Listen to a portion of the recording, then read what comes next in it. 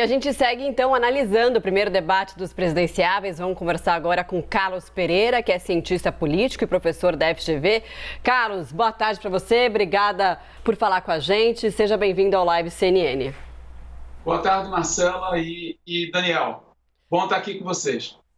Maravilha. Carlos, bom, vamos começar então pelos líderes, né, das pesquisas de intenção de voto, Jair Bolsonaro e também o ex-presidente Lula, o desempenho deles, o desempenho que já é uma avaliação geral da própria campanha deles de que não foi bom, né? Então a gente sabe que o ex-presidente Lula não conseguiu responder com contundência em relação à corrupção e o presidente Bolsonaro foi mal na questão das mulheres.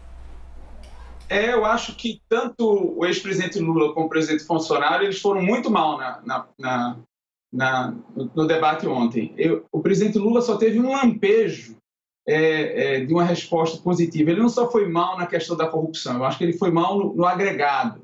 Ele só respondeu bem contra a candidata que perguntou para ele sobre o desempenho do governo e ele lembrou que ela deveria perguntar para a sua empregada doméstica, para o seu motorista. Eu acho que esse foi um momento único de Lula positivo no debate. O presidente Bolsonaro, eu acho que ele vinha desempenhando até relativamente bem no início, mas eu acho que ele perdeu o ponto, ele perdeu o equilíbrio com a pergunta da jornalista e, de forma muito agressiva, a distratou e perdeu um espaço considerável e virou objeto de crítica. Então, eu acho que o presidente Bolsonaro e o presidente Lula perderam uma oportunidade importantíssima de se comunicar e de consolidar esses eleitores, porque embora as pesquisas de intenção de voto sinalizem uma consolidação muito grande do quadro e esse maciço, vamos dizer assim, de eleitores que sinalizam intenção de voto nessas duas principais candidaturas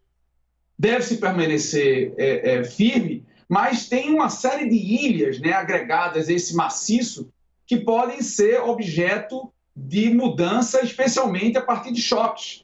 E um dos choques na campanha são esses debates. Então, quando os supostos favoritos desempenham mal, cria-se uma possibilidade real para que os candidatos desafiantes, que têm melhor desempenho, ofertem ameaça a essas posições dos favoritos, né? Professor, na sua avaliação, alguém conseguiu conquistar o voto de um eleitor? Eu acho que sim. Eu acho que tanto, revelado inclusive pela Quaest, né, tanto o candidato Ciro Gomes como a senadora Simone Tebet tiveram um desempenho, eu acho que excelente. Na realidade, no agregado, o Ciro foi melhor, mas o pico, né, a Quaest produziu outro gráfico que sinaliza que Simone começou em torno de 32% de avaliação positiva no primeiro bloco, passou para 47% no segundo bloco e terminou o debate com 62% de avaliação positiva. Mas isso então, vira voto? A minha dúvida é se isso vira voto.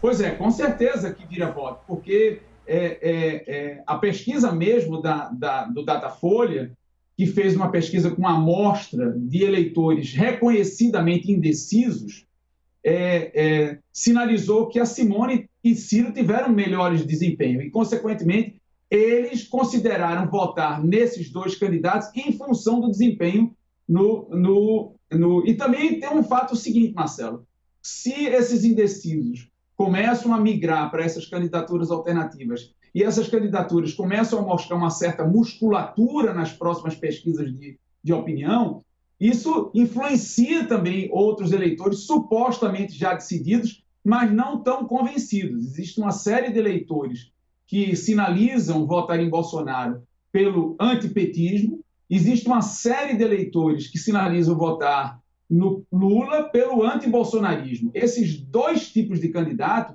não votam felizes, eles votam pelo menos pior. Eles votam com o nariz tampado, né? Eles votam não satisfeitos, não felizes.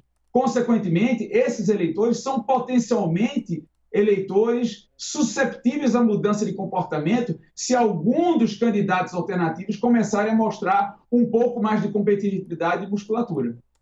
Professor, ontem, inclusive, né, ainda sobre esse ponto aí da terceira via, o ex-presidente Lula fez um aceno a Ciro Gomes, né, que rapidamente se prontificou falando que ele era um encantador de serpentes, né, já falando assim, ó, não tenho nada a ver com isso aí, né, não vou fazer parte do seu governo, porque o ex-presidente Lula ainda chegou a insinuar de que eles teriam uma conversa, algum tipo de aproximação no futuro. E aí, o que o senhor achou dessa parte? Eu achei interessante essa estratégia dominante do ex-presidente Lula. Ele precisa agregar mais apoios e os eleitores potenciais do ex-ministro e Ciro Gomes são eleitores, vamos dizer assim, suscetíveis a um discurso de esquerda. É muito difícil que um eleitor de Ciro, no segundo turno, venha votar em Bolsonaro.